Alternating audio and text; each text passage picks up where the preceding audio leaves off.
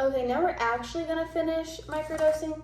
I was gonna finish it on my last video, but an alarm went off on my phone, and instead of just like pausing the video, it totally cut it off, and it was a whole thing, whatever. We're literally like almost done, yeah. So we were at, when we lose time and we're exhausted and we don't have any answers that are working or helping, the next easy sell is it has to be you. You're the problem. This is a spiritual issue, a mental and emotional problem. The psychedelics will shift something within you, bring your spiritual growth, take you on a spiritual journey where problems can be solved so the outcome and how you feel physically and emotionally can improve or be healed. That's all a quote, by the way. If I didn't know the truth about health, and if I went to 5 or 6 or more doctors and was still suffering emotionally, mentally, and physically, I could just as easily fall into the same trap as anyone else. It's no one's fault. I'm not blaming anyone for the decisions they're making during their process and journey.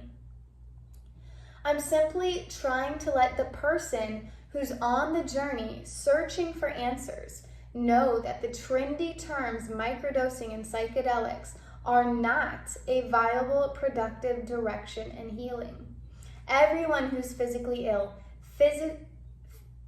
physically and mentally struggling with symptoms and conditions only gets worse with psychedelics.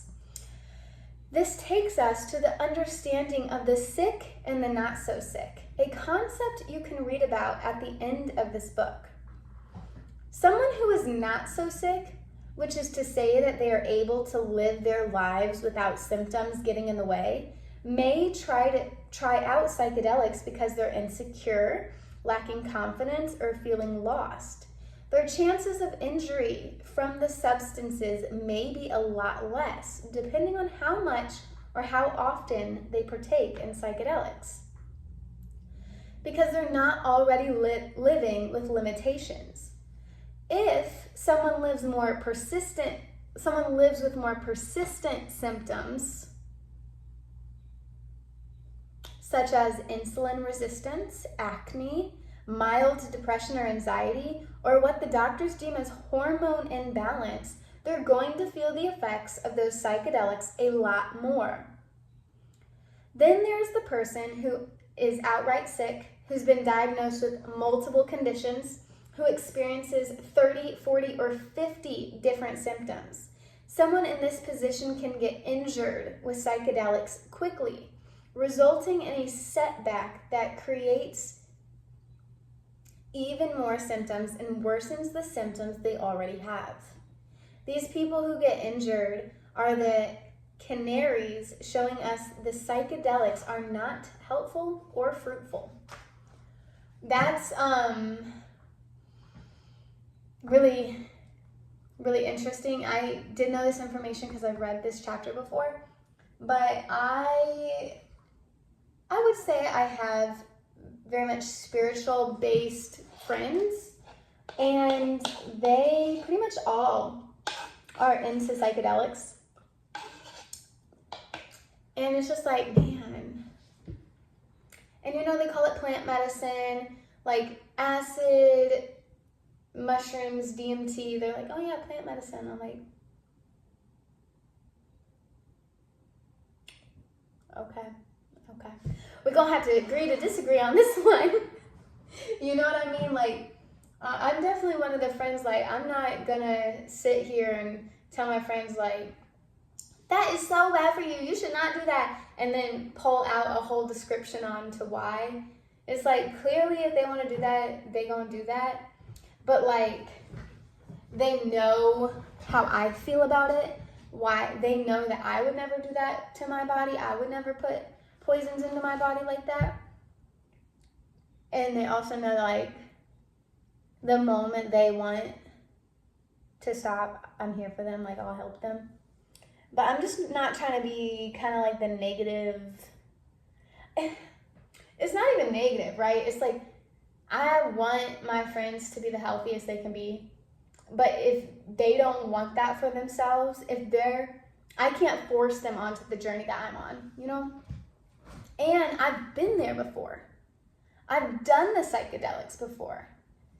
And I understand. I've been there thinking that it was good for me, that I was becoming spiritually woke because of it. And I don't regret that journey that I was on. I loved that journey. And I'm thankful for it. So, you know, I think just like having compassion, like knowing the truth and the knowledge, but also knowing how to be a good friend, even when you like don't agree with it. Every addiction starts with microdosing, which brings us back to the moderation teachings that have been ingrained in us. Microdosing is just a new term for moderation. Instead of 10 cups of coffee in a day, someone decides to do 1 or 2, calling that moderation. Instead of a full-blown psychedelic experience, someone decides to take a smaller dosage, calling that microdosing. Here's the wrinkle. I've never heard that. Who's to say exactly what moderation is for anyone? One person's psychedelics in moderation is very different from another's. It varies for everyone. When we take the term moderation and flip it to the trendy, hip term microdosing, when we hear microdosing, that sounds like exact science. That sounds like it's been vetted. It sounds right for me because I'm somebody who doesn't want to do a lot of something that could potentially be too intense. So I like the sound of that microdosing. It sounds right for me. It's like someone's first tattoo. I've got nothing against tattoos besides the toxic heavy metals they contain. They can have an addictive quality, though, that draws a useful parallel here. We tend to start with something small, a butterfly tattoo. Okay, am I getting called out right now? This was my second tattoo, butterfly. My first one was the chakras and then the butterfly. Me and my mama she has the other half.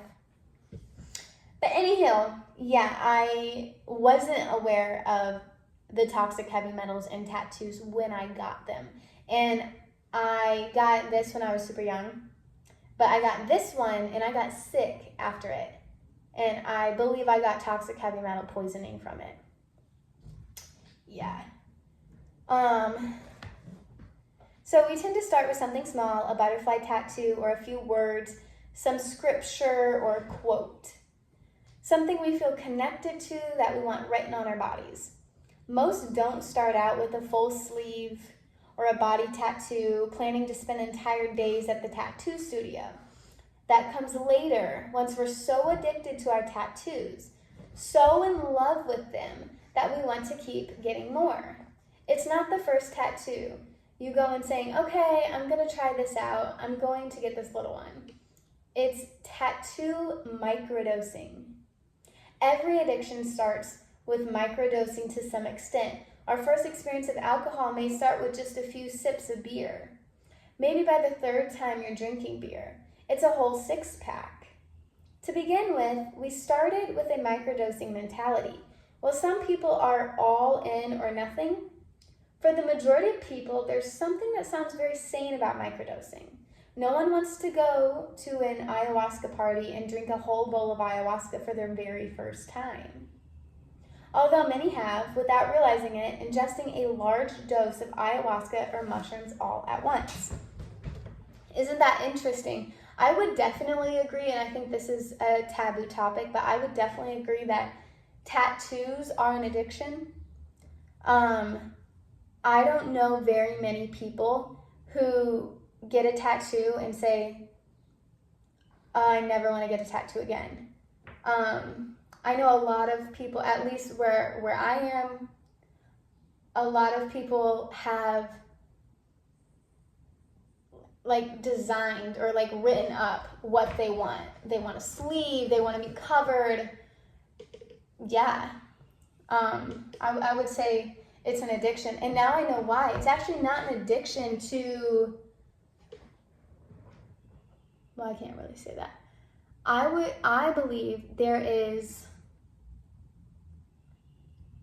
an addiction to the toxic heavy metals because it produces adrenaline. I believe because tattoos are painful, right? But a lot of people have a lot of pain. So people like pain. A lot of people will even say that tattoos are relaxing. It's a good pain. It's a good numbing pain. I've heard a lot of this. I cried. I wasn't sure if I was going to get my butterfly filled in. This one, when I got this one, I was in a really depressed, really sad, really dark place. Which is so interesting, right? Because I have chakras, which is like light. I think I didn't even know anything about the chakras. I just like knew I had to get them. I don't know.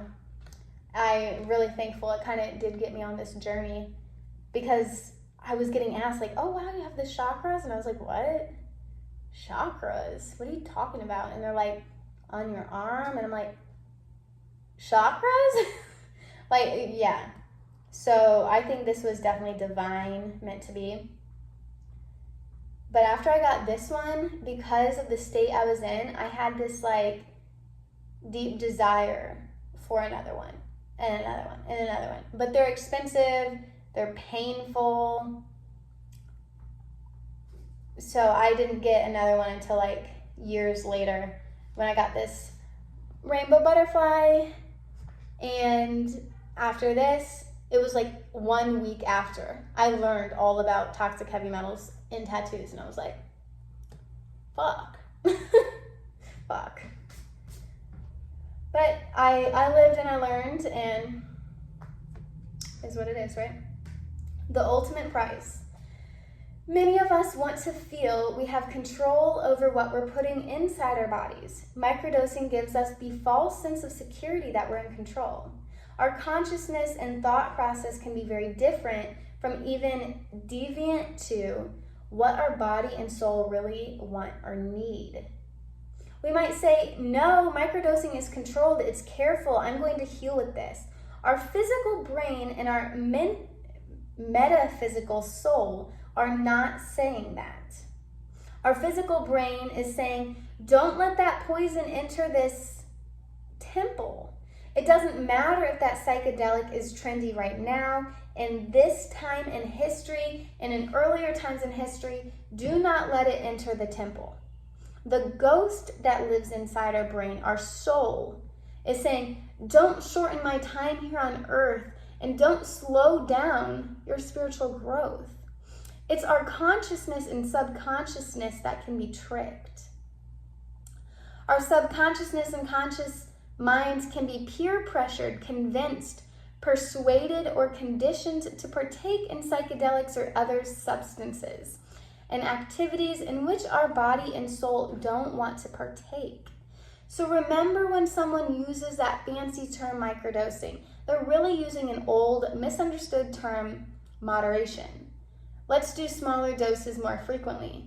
Sounds so logical and reasonable. It sounds less rigorous and precise when you consider it without the context of the rocky road that led here.